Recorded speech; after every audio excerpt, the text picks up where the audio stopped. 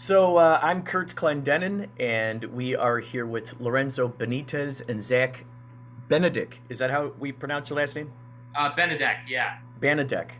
And here we are with the KaPow IFF 2021 Q&A here. These guys have made Remember the Lobster, which I just think is just a great film, and I think that you guys have a great rapport with each other. You can tell when an actor has a good rapport with the director because um, I've noticed that actors tend to feel free to improvise with what they're doing.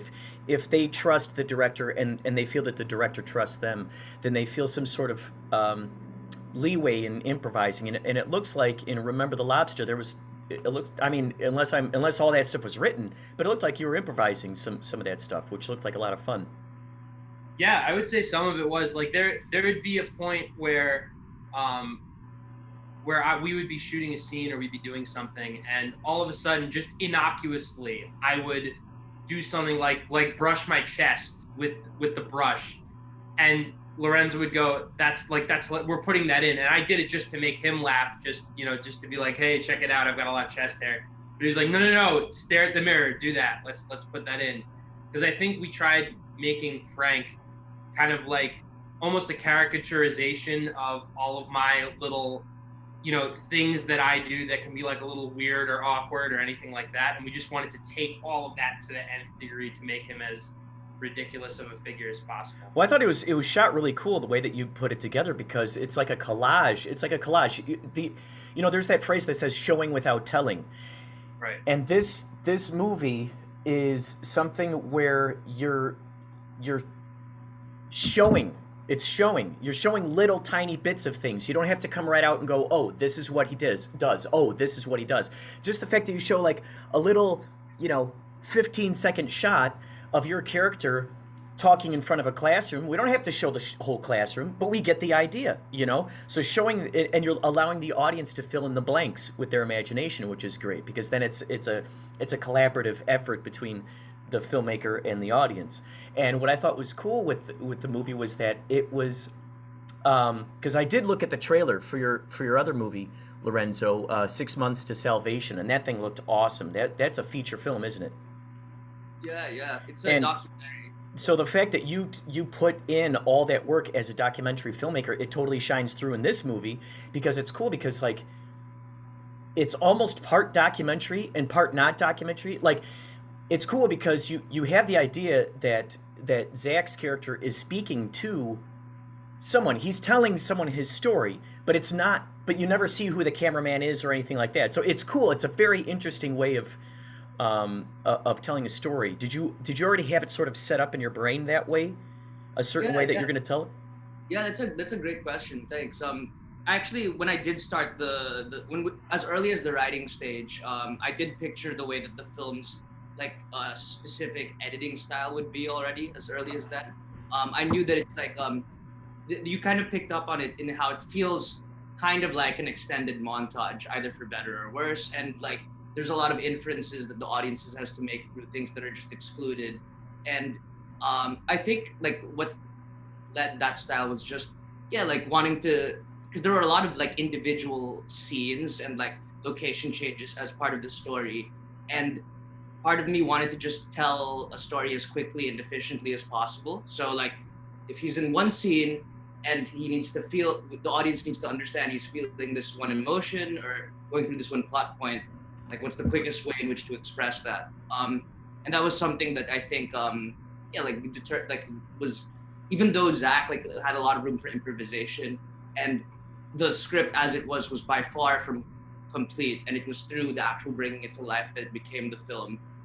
That was something I always kept in mind, that like even though we have room to improvise, Zach, like this shot needs to take place for like exactly 7 seconds or something like that. Right, right.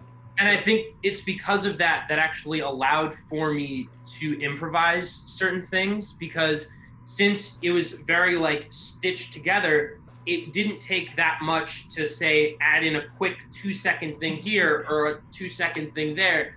Like I think I remember there's one shot that I remember specifically where Lorenzo was like, "Zach, we're just gonna need you to be like lonely in your bed," and I was like, wait a minute, have it be on the reflection of the window. You can see all of my friends, like, playing Frisbee or soccer outside, and just have it zoom out for that. Just an extra 2 seconds. And then I can close the window and you can see what I'm watching.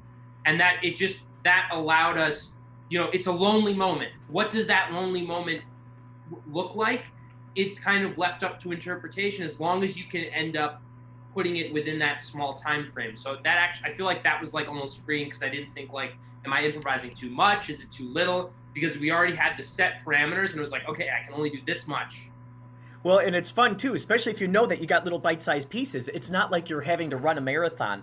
And it's fun because if you know that you got like a 5-second piece in there, you can kind of you can sculpt those little seconds. You could be in that moment, It's a really genius way of doing it. I mean, it's so cool because the way that the movie was cutting around, and you were able to see like the different lighting effects that were going on. And it was cool because you don't treat the audience like they're idiots. You're not like spoon feeding them going, okay, this is the next day. Okay, this is a week after that. Oh, this is a flashback. You left that up to the audience to figure out. And it was cool because as I was watching it, I was sitting there thinking, okay, how would I shoot this? If I was to put myself in the brain of Lorenzo here, how would I be doing this? And I'm thinking, wow, that's cool, because you could shoot, whatever, 5 minutes or whatever of a shot, and you could just pepper that throughout the whole movie, So you can extend the life of that 5 minutes. It's not within that 5 minutes, it's 5 minutes throughout the whole movie. You're going, okay, boop, boop, boop, boop, let's just plug this in here, plug that in there. Exactly. And I'm sure you found a lot of really interesting synchronicities through that process too, by kind of throwing the pieces up in the air and seeing where they land, huh? Right. To speak to the example you just referred to, for example, like there's a shot of Zack where he's just looking at the computer screen, right? And that specific shot, I remember we shot it in one day, and it's a 20-second take, right? But we ended up splicing that between the film in multiple different moments, because like it all depends in the context of where you insert a shot that changes its meaning entirely, right? So like there would be one shot where his character's watching porn, then you cut back to his face, and that same shot suggests, oh, he must be watching porn right now. And then like another time he's on the computer, you can cut back to that exact same angle, and he's doing something completely different. So yes, like even though like I tried to leverage those things, maybe coming from a documentary background and knowing that like it's a little bit less strict in that aspect when you have to construct everything more so in the edit. And I do admit that like when like this all came together, like I knew that I wanted this to be a film where people know like the edit led the story primarily, like let's say more so than like the other aspects, like in coupled with the acting and all that too. So Yeah, for sure. I definitely think that the editing and the shot composition really made the film what it was. I mean, like, obviously he gave me a lot of freedom to act and improvise, and I helped with some of the dialogue, and that was so much fun to do. But I think I was even shocked when I saw some of the footage with the lighting, like you said, and the different ways that it was shot, because I'm not like a cinematographer. I don't know the first thing about even taking a good photo, much less a video. And so I would have how these scenes would look like in my head as I was acting them. And then when I saw how he would put everything in terms of lighting and how he would cut everything else, it was just like, it was mind blowing to me, because I saw these moments that were very real all of a sudden through a cinematic perspective. I mean, I think you really did a great job with it. Well, yeah, and it's cool too how you keep metaphor. I think Jordan Peterson is phenomenal, and I think it's so cool that you were able to take some of put his wisdom into this movie to introduce a new group of people who probably are not familiar with him. And it's important to have that kind of wisdom that's out there as a primary source, I think, for people to be able to help raise their high vibrations, raise the consciousness, get them to be a little bit more mindful. And the fact that the lobster metaphor, it's just cool because you see this lobster with his claws. You get the shot of the lobster in his little aquarium with his claws shut, and he's inside the aquarium. If it's not bad enough that he's inside an aquarium, inside a cage, he's got his claws, and that metaphor shining through with your character, Zack, is the fact that it's like here he is majoring in communication, but has a hard time communicating his own life together. So it's interesting how you see these sort of dichotomies, these yin and yangs kind of flipping their way through there. I also think it's interesting in the way that, like, I feel like, you know, it was nice that we had someone like Jordan Peterson to use for this, but I also think at the same time, there's something that at least I saw when I first read the script, when I was thinking about this character. It doesn't necessarily have to be Jordan Peterson, right? And we see that at the end where he now has found a new person to kind of listen to. And the way that I saw one of the metaphors in this film was that, like, he's basically at rock bottom. And what do you do when you're at rock bottom? Do you try and find your way out, or do you sit there, and is there a way to even go deeper and even lower? And I think one of the issues was that Frank was not necessarily listening to Jordan Peterson in the way that he could improve his own life, but in the way that he was in such a rock bottom place and wasn't able to reckon with himself. He was using someone who could have some very valid points, like Peterson, and use it instead to justify the way that he views the world, and so that he doesn't necessarily have to improve upon himself. And I don't think that it's left up to interpretation. Does he end up changing by looking at this new person and throwing all the lobster stuff in the trash? Or has he simply, moved on to, the new boss is the same as the old boss? And I think that's also something that's left up to interpretation, because I think the point that this film, this wasn't focused on the climb out. This was just focused on what it's like when you're at an emotional, personal rock bottom. Because his career's fine. He's got a job, right, lined up after grad, but he's not necessarily following his passion. He doesn't have any sort of non-financial or career-based fulfillment.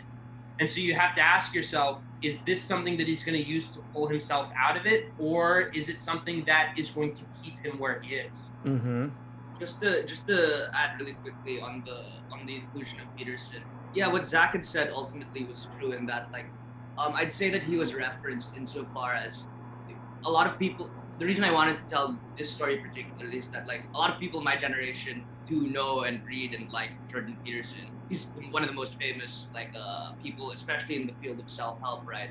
So I just thought, even to anybody who doesn't care that much about Jordan Peterson, if you're just gonna use like the token like psychologist who's giving you life advice, he's probably the guy. You know what I mean? At least. On one hand, actually, I thought about this when I was coming up with the screenplay. Do I come up with a fictionalized, like a psychologist or something like that, or somebody actually recognizable? And going back to what I was saying earlier about the point with this film was to just communicate, efficiently and clearly as possible communicate. Let's say instead of coming up with a different psychologist and having to layer this kind of having to build up that character. Maybe as a documentarian, I just know the real life props, let's say, or people that can be summoned as well and used to help tell a fictional world. So, yeah. It was cool, and it just made me wonder, how long did it take for you guys to shoot that? Was that over a weekend, or was that over a month, or It took a lot longer than I think we started filming. I think Lorenzo came up to me with the script in hand in January of 2019. And then once we got the majority of the filming done before summer. So it was for over the course of that semester, since we were still seniors in college. But yeah, Kurt, the time between the first shot and the last shot when we wrapped could have Probably been August, right? It was probably 6 months in all earnestness. We didn't intend for it to take that long. I was hoping it would take a matter of 4 weeks or something to that effect. But because we were student filmmakers and juggling our final semester of college at the same time. And that's very.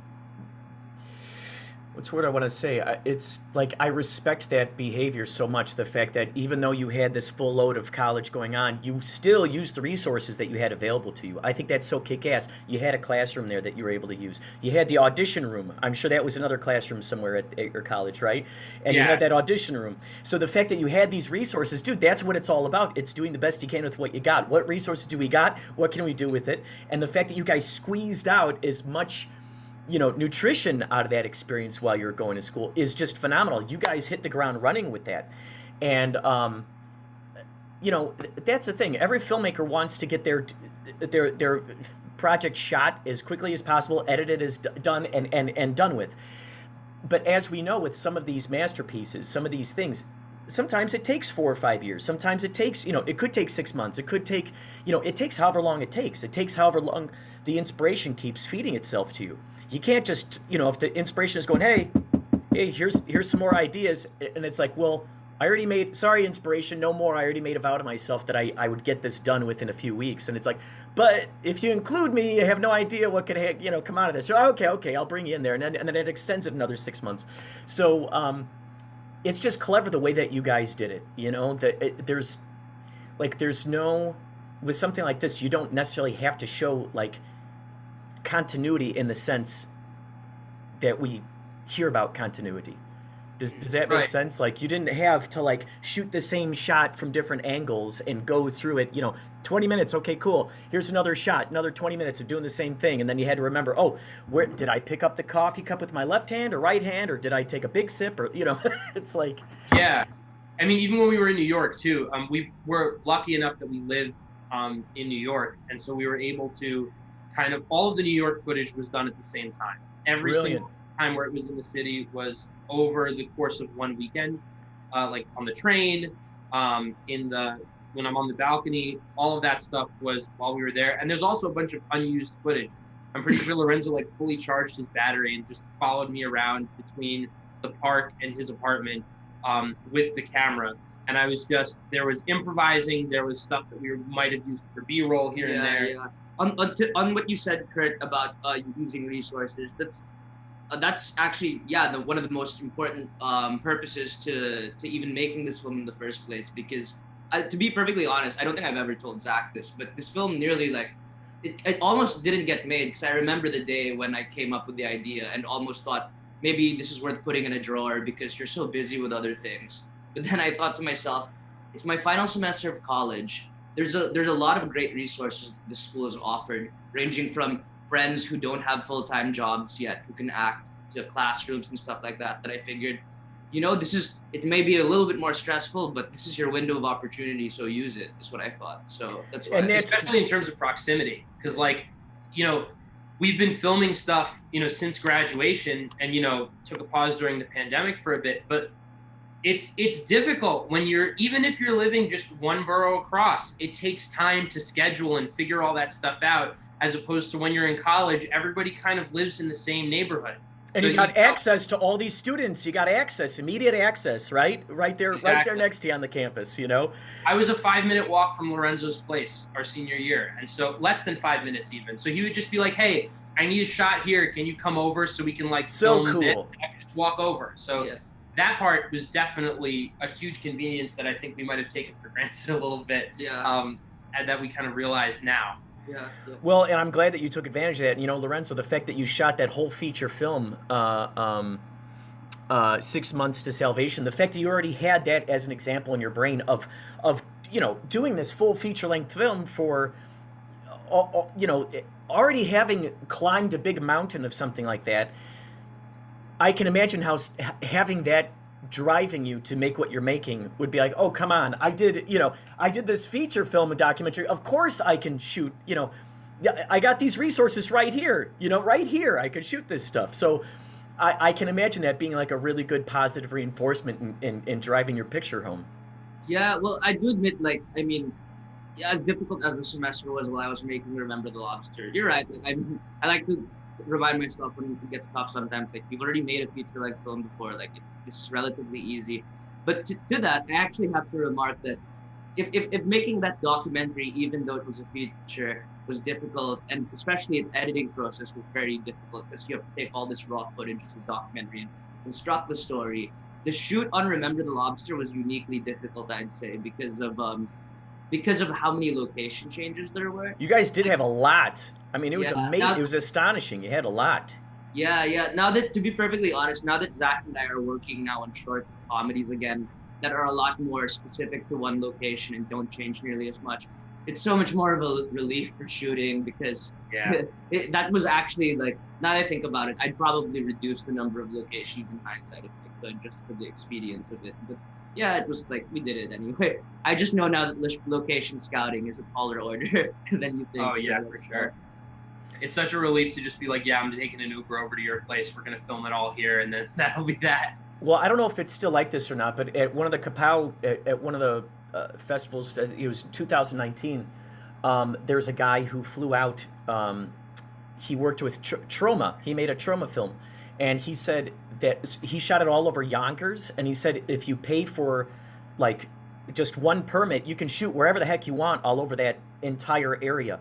And when I heard that, I'm like, oh my God, that's like a kid in a candy store to be able to have an entire, to go, okay, here's your $200 permit, shoot whatever the heck you want within a week, within this, area, go, like I would think that would just be the coolest thing to be able to go, oh my gosh, like, you know, I have access to all these different areas. Have you guys, thought about utilizing some of those? Well, as of the shorts that we're working on right now, because the character is like a lot of the characters is like social distancing and staying at home. Like we're not able as much to like make use of like New York City. 'Cause the story doesn't require it nearly as much. But going on, Remember the Lobster, when it came to using the locations, yeah, we like in a way no location was like was beyond consideration for us. Like so, like some of the classrooms, we admit we just knew there was going to be an empty classroom at that hour. We didn't even bother asking permission because who's there to ask permission for? It's an empty classroom. Right.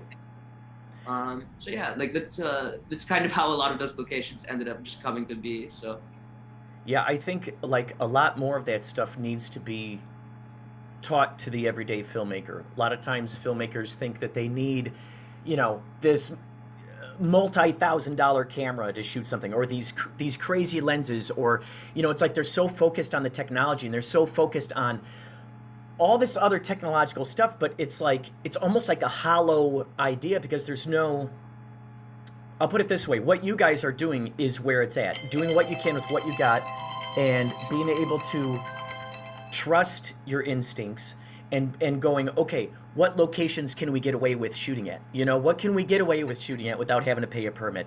And if as someone comes up to us, we're like, oh, it's just a student film, or oh, I'm just a tourist. What do I know? And it's like, it's just when we great. did the one in the hallway with the drug test, that was at one point a semi-busy hallway. Like there were professors in those offices, and there were students walking by, if you remember. And I remember like we were filming it. We had no permits. We had no permission from anybody, and it was almost just like the polite college student mentality where it's like, oh, I don't want to step in the way or get in the way of this. I assume that they do have some sort of authority. That's right. And there'd be people being like, they walk around the corner, they'd see us filming, and then they'd go, oh shit, and then like turn around. So wow. I think it's just one of those things where it's like, if you obviously don't do anything that could like hurt anybody or break anything if you can avoid it, and obviously stay within the confines of the law. But if you can, if you just act like you belong somewhere, and you just act like you're supposed to be there with whatever confidence you can afford yourself, people are generally not going to pick a fight with you unless there's like directly something that they want. Yeah. They're assuming that you guys have, oh, I'm sure those guys have all the paperwork they need. I'm sure those guys were, like one of the jokes that my buddies and I would use whenever we liked doing a couple, some different pranks out there in the world and stuff. And so if anyone asked us, oh, what are you doing here? Do you have permission? We're like, oh, we're with the establishment. Don't worry, we're with the establishment. But it's like, who's the establishment? You just throw around a big word and it's like, oh, okay, they gave you your stamp of approval. Okay, I'll leave you guys alone.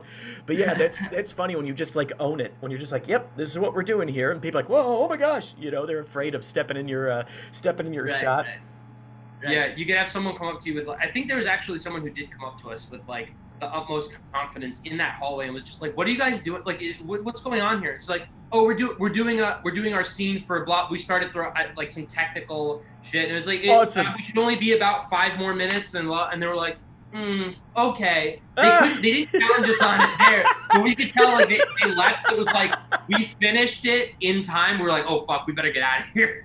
Dude, that's great. Oh, that is so cool. Well, you guys, I got to start getting prepared for my next interview. It was wonderful talking with you guys. Thank you so much for, expanding your wisdom and letting us know, what you're working on and so you guys were talking about new projects that are coming up. That would be something I'd like to end this interview on. What are these new projects and when can we expect to see these? Our next films we've got a slate of a handful of just short comedies again. Yeah. And they can be seen by the time that this Q&A would be broadcast at the festival. If they went on the website, Benedek.tv. Indeed. Yeah. It's they're kind of all working within the same theme of kind of like Character in lockdown, comic situation arises. Yeah, and then I think there's like a couple of, but it's basically just like poking at kind of how Remember the Lobster does, like these kind of established views of how things should be, and how you can kind of lose yourself in how things should be versus how you want to authentically live your life. And I think the surrounding brand around that is kind of tongue in cheek like that. So Benedek.tv. I think it's Benedek.tv on Instagram too. At that point. So that's just, it's your last name, BENEDEK.com. No, .tv. Oh, .tv. BENEDEK.tv. .tv. Yeah. That's great. You guys, thank you so much. And those of you who are watching, check out Remember the Lobster here at KaPow IFF 2021. Thank you guys so much for doing this. This was really cool. It's been a pleasure. Nice to meet you. All right, guys. You take care.